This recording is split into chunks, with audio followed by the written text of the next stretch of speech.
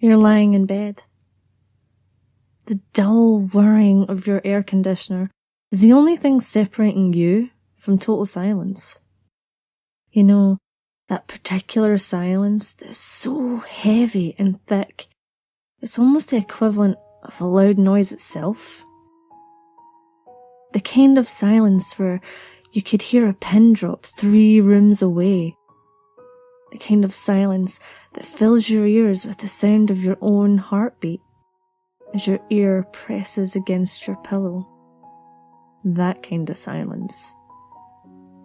The dull whirring is the only noise you can hear.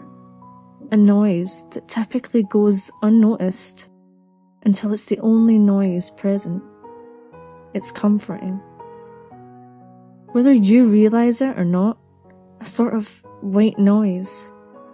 But suddenly, your room is back at the temperature specified on the thermostat, and the whirring comes to a stop.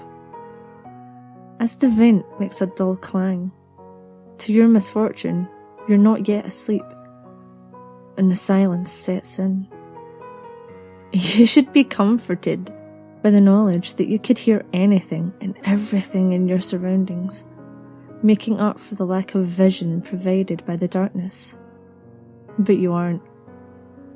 It's this very environment that sets you on edge, causes your heart to beat a bit faster, makes your body tense without explanation, and makes you aware when you're not alone. But you're alone, right? You've been laying there, with your eyes closed for almost 15 minutes now, and you made sure everything was normal in your room before you turned off the light. You're a smart one. All those Facebook quizzes you took have just reinforced what you already know. If you were in a horror movie, you'd survive until the end.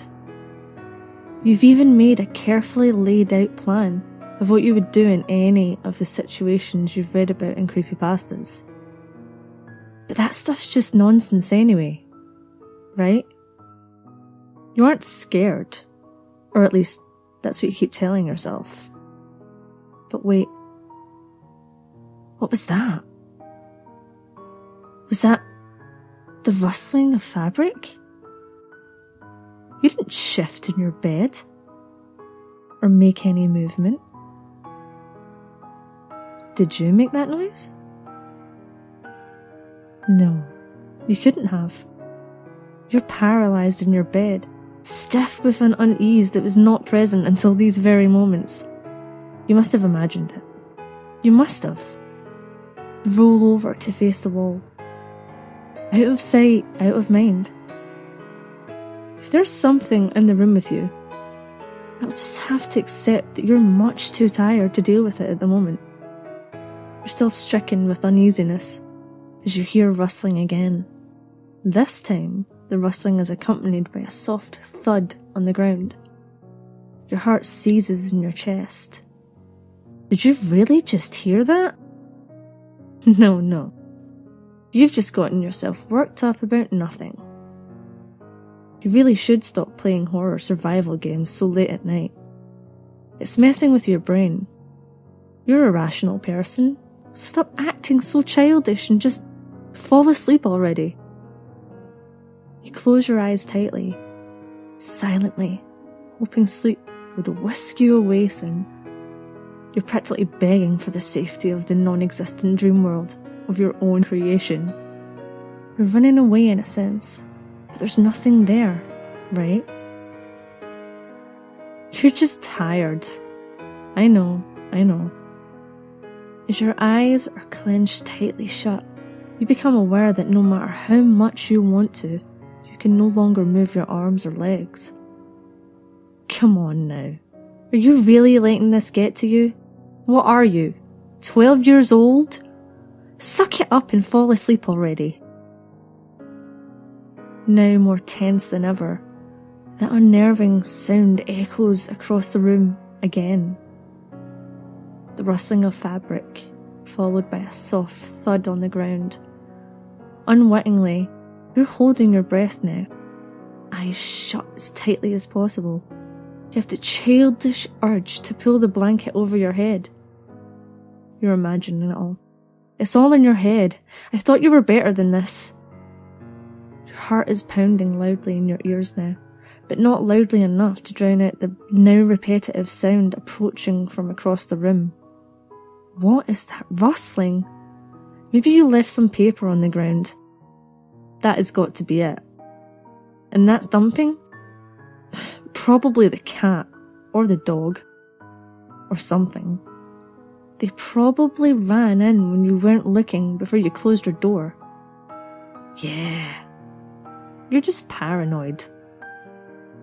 The noise is now within a foot of your bed, and with your back to it, you don't dare turn around to investigate. Not that it'd do much good. The only light in your room is the dull glow of your cell phone on the nightstand next to you. You plugged it in before you crawled into bed, remember? But you don't dare turn around and look. There's nothing there anyway. Minutes that feel like hours pass as you face your wall, stiff as a board, unable to will your uncooperative body to move. You haven't heard the noises in a while now, not since it reached the edge of your bed. You know there's nothing there. You know there's nothing there, silly. It's this silence. It's messing with you.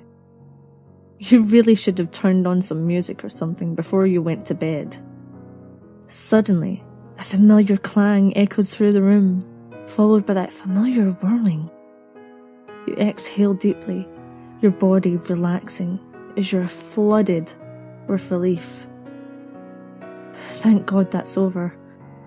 Now you can finally sleep in peace. That silence was really getting to you. You roll over and open your eyes to check the time on your lit cell phone. It must have been at least an hour since you're greeted face to face with his ear-to-ear grin. Dimly lit sockets where eyes once resided stare intently at you. Ah, I see you're still awake.